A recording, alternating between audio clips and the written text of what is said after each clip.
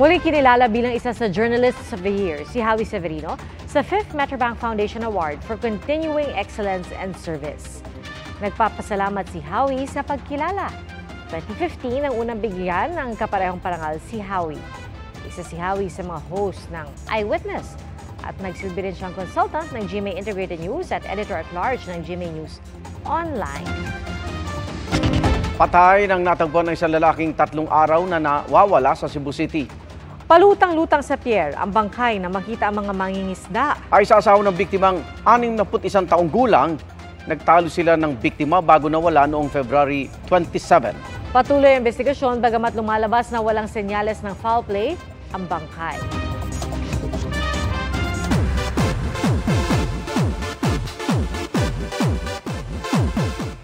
Nabigyan ng exemption sa military service ang leader ng 17 na si S. Coops. Dahil ito sa kanyang injury sa tuhod. Sabi ng kanyang label na Pledis Entertainment, patuloy ang isinasagawang physical rehabilitation therapy kay S. Coops kasunod ng major surgery sa kanya noong 1 taon. At exempted man sa active enlistment, obligado pa rin siya magsilbi bilang suporta sa military sakaling magkagera. Masayang Abril naman ang sasalubong sa Pinoy Melodies dahil magkaka-fancom sa bansa ang Korean group na B2B. Ilan sa hit songs ng grupo ang Missing You, Only One For Me at Beautiful Pain. Abot-abot ang tuwa ng mga estudyante sa isang medical school sa New York sa Amerika. Libre na kasi ang matrikula ng may 1,000 estudyante para sa spring semester ngayong 2024. Dahil po yan sa donasyon ng isang dating profesor doon na $1 billion o katumbas na magit 56 billion pesos. Ang sa dating profesor na mismong nagbigay ng magandang balita, galing ang pera sa bahagi ng iniwan sa kanya ng namayapang asawa.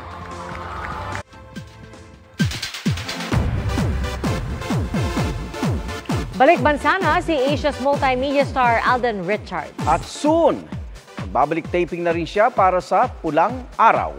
Kwento ni Alden, nag-e-enjoy siyang katrabaho sina Barbie Fortesa, Sanya Lopez at David Licauco.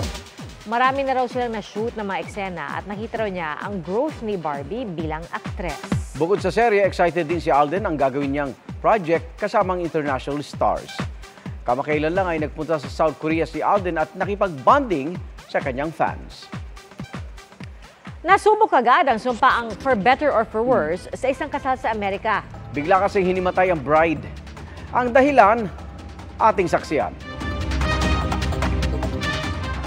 Okay, how do you feel your last 30 minutes of being a Blanchard?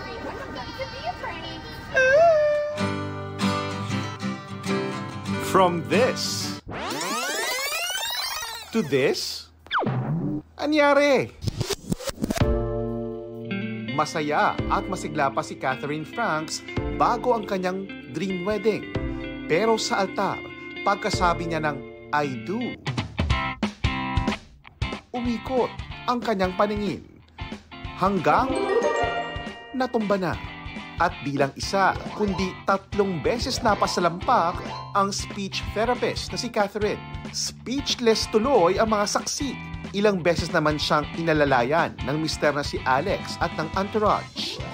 Ang sunod nang naalala ni Catherine, tinutulungan na siya ng mga tao. Pero kahit nagpalitan na sila ng I do at opisyal ng married, iniraos ni Catherine ang seremonya. Doon pa lang, nasubok na ang sumpahan nila ni Alex na for better or for worse. Kwento niya, halos 1 oras din siyang nababad sa ilaw sa loob ng simbahan, kaya matindi ang init sa loob. Nahilo rin siya papunta sa reception, pero pagdating sa kainan, nag-enjoy siya na parang wala lang. Kinabukasan na siya nagpa-check up sa emergency room para sa lagay niya at ng kanyang baby girl. Kabuanan na rin niya kasi sa Abril. Ang plot twist ng kanyang dream wedding, may libo-libo ng views sa TikTok. Naging running joke na rin sa kanilang pamilya. At para kay Catherine, isang funny moment ito na ikukwento niya sa magiging anak. Para sa GMA Integrated News, JP Soriano, ang inyong saksi. Salamat din sa inyong pagsaksi. Ako naman, Arnold Clavio. Ako po si Pia Arcangel para sa mas malaking misyon at sa mas malawak na paglilingkod sa bayan.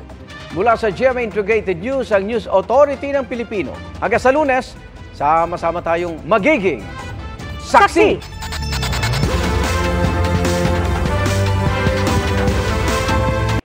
Mga kapuso, sama-sama tayong maging saksi. Mag-subscribe sa GMA Integrated News sa YouTube at para sa mga kapuso abroad, samahan niyo kami sa GMA Pinoy TV at sa www.gmanews.tv.